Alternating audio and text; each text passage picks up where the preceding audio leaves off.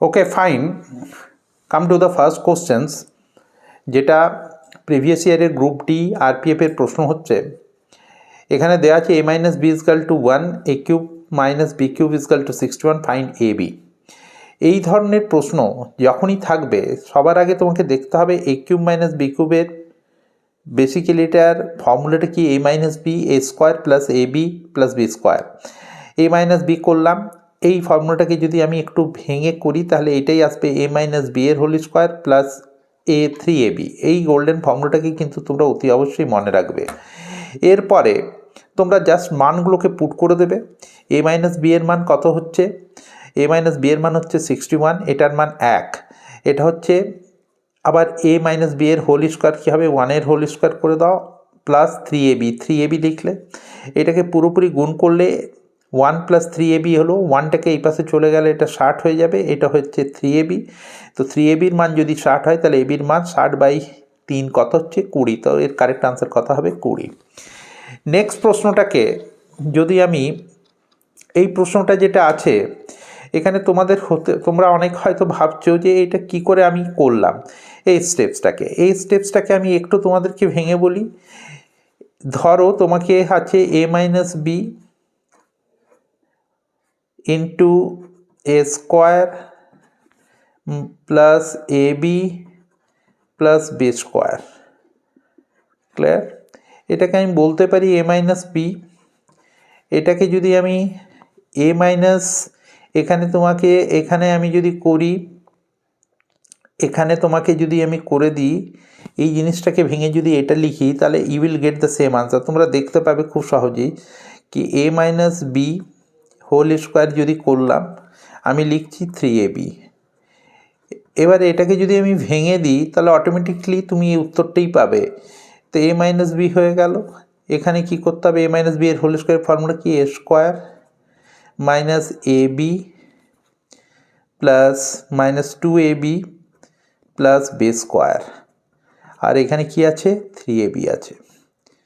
Plus minus minus 2ab 3ab, তাহলে basically ফর্মুলাটা কি হয়ে গেল, ফর্মুলাটা হয়ে গেল কি A square plus A B plus B square.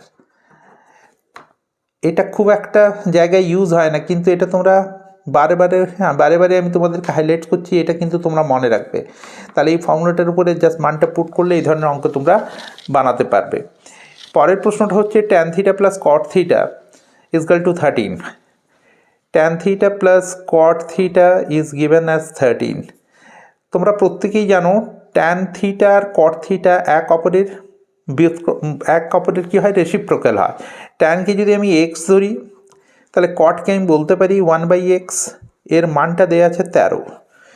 এবার এই মানটাকে যদি এখানে বসানো হয় তাহলে তোমাকে বের করতে কি বলেছে, 8x² প্লাস 1/x²। 8টাকে কমন নিলাম, কমন দেওয়াই আছে। আচ্ছা, এটা অধিকাংশ স্টুডেন্টদের জানা অত্যন্ত basic rule, x plus 1/x এর মান যা কিছুই মান হোক না কেন, x² প্লাস 1/x² এর মান তোমাকে যদি বের করতে দেয় তাহলে কি করবে, এখানে যে 13 আছে তার স্কোয়ার করবে -2, স্ট্যান্ডার্ড ফর্মুলা। তাহলে কি হচ্ছে 8 ইন্টু 169 -2।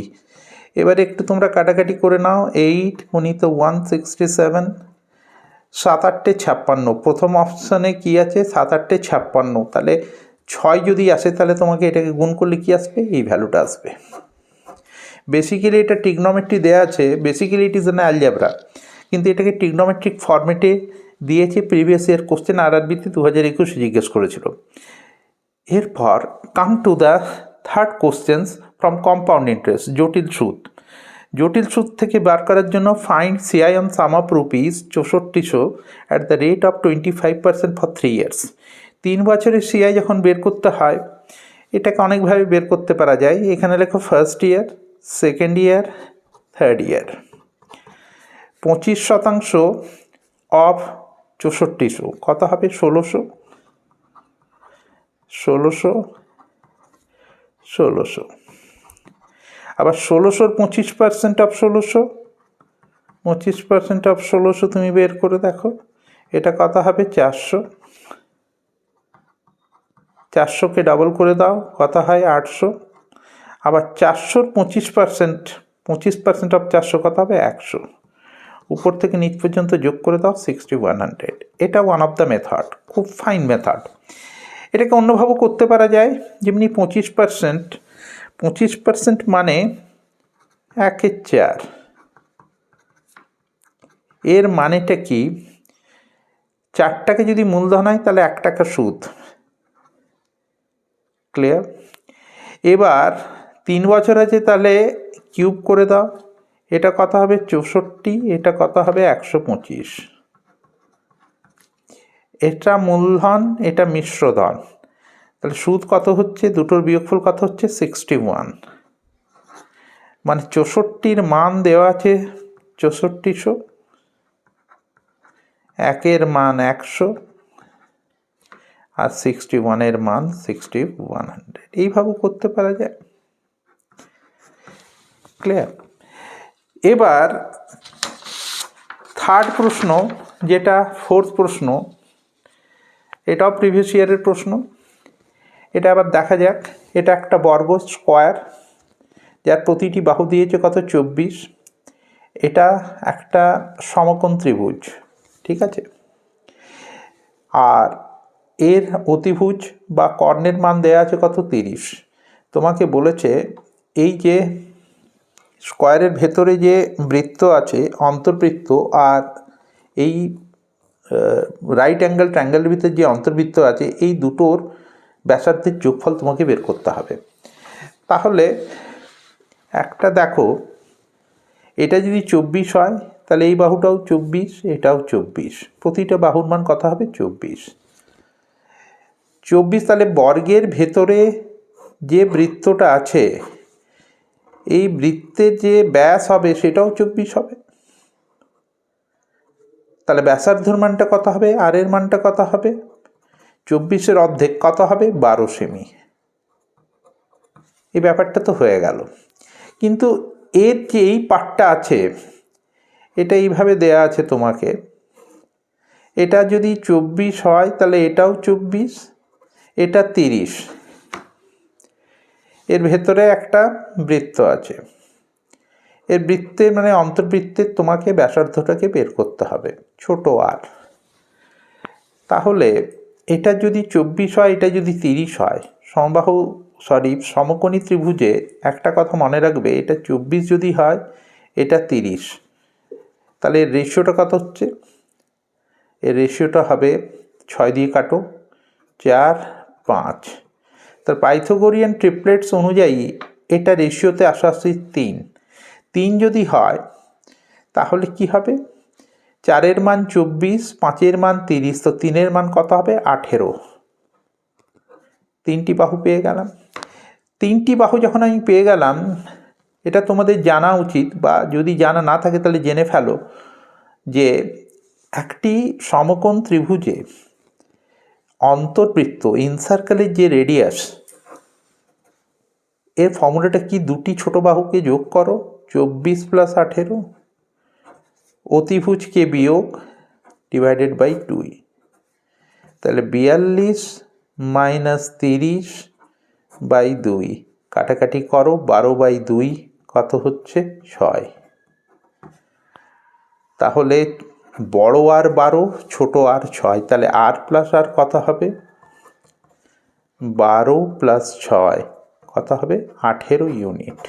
18 ইউনিট আছে অপশানে দেশ।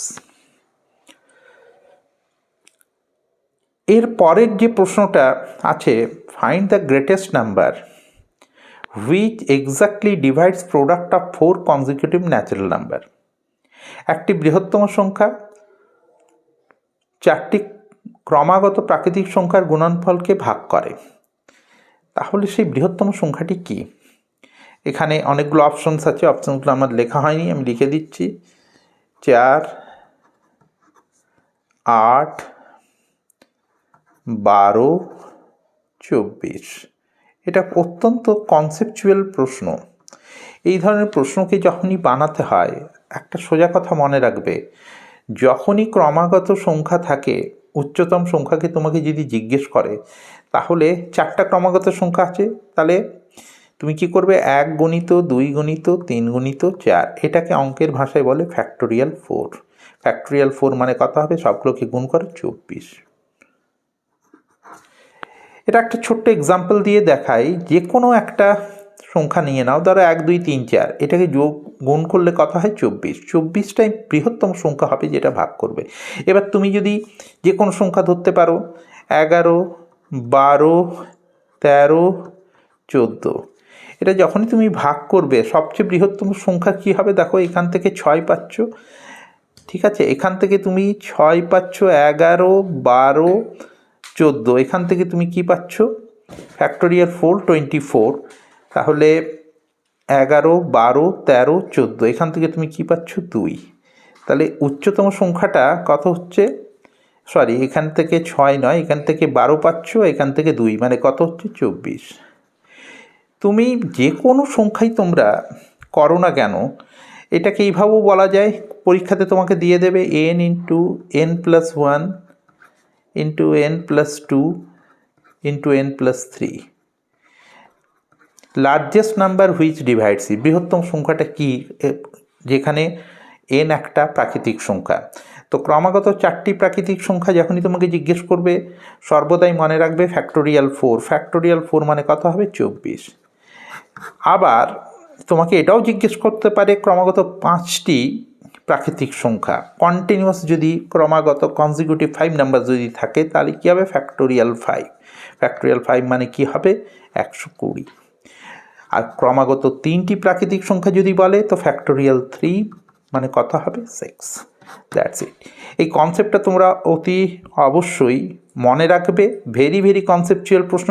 তাহলে এই প্রশ্নের উত্তরটা কত হবে? 24।